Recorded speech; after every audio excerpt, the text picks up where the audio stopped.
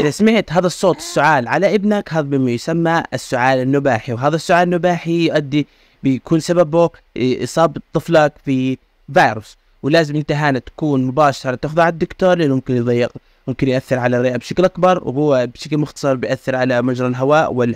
وبنقدر نقول عنها بيخليها تضيق بشكل أكبر، أو يأثر عليها إنه تخسر وظيفتها في نقل الهواء بسبب التضيق.